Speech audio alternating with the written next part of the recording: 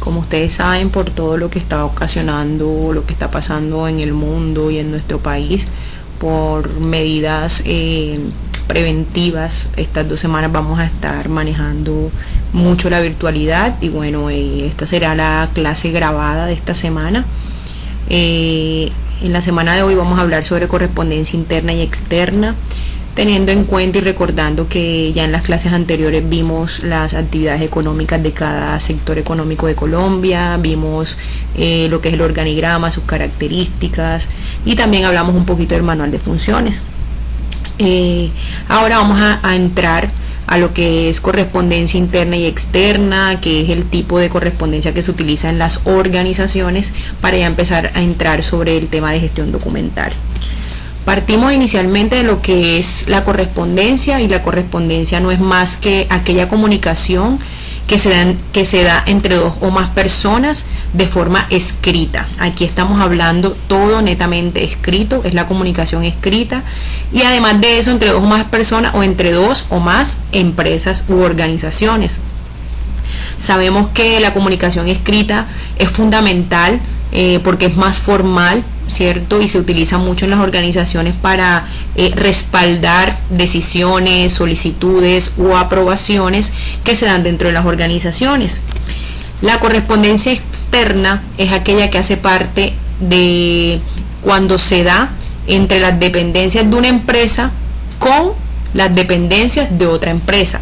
Por ejemplo, cuando la universidad, algún área de la universidad solicita, ya sea a la Gobernación de Córdoba, a la Secretaría de Educación, inclusive por ejemplo el ICETEX, cuando hacen los créditos estudiantiles, ¿cierto? Entonces todas esas solicitudes son correspondencia externa y todo se hace de manera escrito. Muchas veces es vía correo electrónico o vía carta o vía mensajería, ¿cierto? Entonces eso va a depender de los requerimientos que tiene la empresa en ese instante. También está la correspondencia interna, que es aquella comunicación que se da entre dependencias de una misma organización, entre seccionales o inclusive entre empleados. Por ejemplo, la comunicación que tienen docentes con administrativos o con la coordinadora de programa o incluso estudiantes docentes también es interna cuando se utiliza el correo institucional, cuando son las áreas de la institución las que se comunican entre sí, o inclusive se dice que es correspondencia interna cuando se da entre la sede Barranquilla y la sede Montería, porque aunque están en 2 ciudades diferentes, es una misma organización. Por lo tanto, la comunicación es totalmente interna. Este tipo de comunicación interna generalmente se da vía correo electrónico o en su defecto documentación en físico, pero siempre debe tener una codificación específica. Hay diferentes tipos de correspondencia interna y esas son las que vamos a ver a continuación. Está el memorando. El memorando es una comunicación de carácter interno de uso muy frecuente. En la mayoría de las empresas se utiliza de pronto para hacer un llamado de atención, por ejemplo, para suspender a tal persona o para aclarar alguna situación en específico, pero generalmente es un texto breve. Puede ser administrativo, público, comercial, donde se da alguna información específica sobre algo de lo que está pasando. ¿Qué características tiene este tipo de correspondencia interna? Es que siempre va a llevar la palabra memorando seguida exclusivamente de la numeración, es decir, puede decir memorando número 1, memorando 2, memorando 3.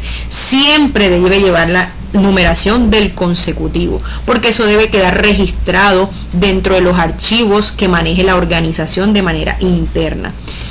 Esta es una estructura de manera global del memorando. Eso va a variar de acuerdo a las necesidades de la organización y de cómo la organización lo va implementando. También tenemos el informe. El informe es un comunicado que no es periódico, que no es frecuente, que se da de acuerdo a las necesidades o requerimientos que se tenga.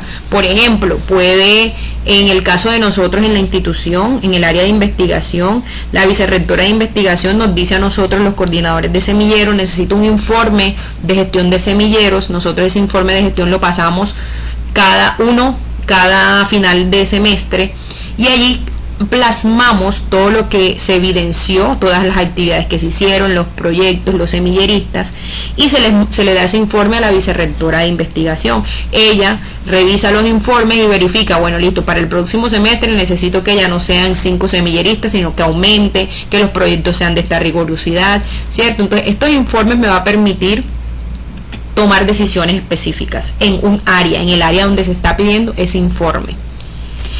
El informe es un instrumento de comunicación que no necesariamente es de jefe a subordinados, puede ser entre los mismos subordinados o entre jefes y jefes, eso depende de las necesidades de la organización y se va a emitir de forma periódica como lo requiera, ¿sí?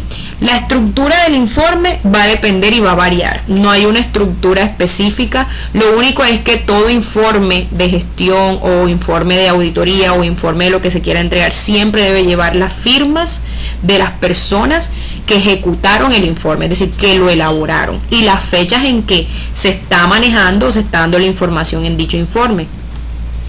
La circular es un tipo de forma de comunicar una información a varias personas o a un grupo de personas que tienen el mismo interés de conocer esta información. Esta circular generalmente son instrucciones, órdenes, procedimientos, información de manera regular. Por ejemplo, ahora con el tema del COVID-19, que es el coronavirus, muchas instituciones han sacado circulares sobre la forma como pretenden manejar la situación internamente, por ejemplo el tema de lavado de manos, el tema de que hay jabón antibacterial, el tema de que hay todos los requerimientos necesarios para manejar una higiene adecuada para evitar obviamente la propagación del virus. Entonces esas circulares se caracterizan porque siempre va a llevar el membrete de la institución, debe llevar la palabra circular y siempre va a llevar el consecutivo. Siempre va a llevar el consecutivo y al final la firma del rector, del jefe, del representante legal, del gerente, es decir, de la persona de más alto rango de la organización, porque es algo que es para el bien común. Aquí hay otro ejemplo de circular. Da la citación o citatorio, que generalmente se da cuando se manda un correo electrónico y donde obviamente se cita, como su nombre lo indica, a un grupo de personas a una reunión. Por ejemplo, el día de hoy se convoca a una reunión en la sala de profesores con el fin de abordar la temática sobre parciales, por ejemplo. Y pues obviamente a ese día y a esa hora hay que estar en ese lugar. Obviamente debe tener la fecha y el lugar donde se va a ubicar la reunión y debe tener la firma de la persona que está citando o que está convocando a dicha reunión. La minuta o acta de junta es generalmente una forma de respaldar algo que se está dando en una organización. Por ejemplo, una minuta es como un borrador de un contrato, por ejemplo.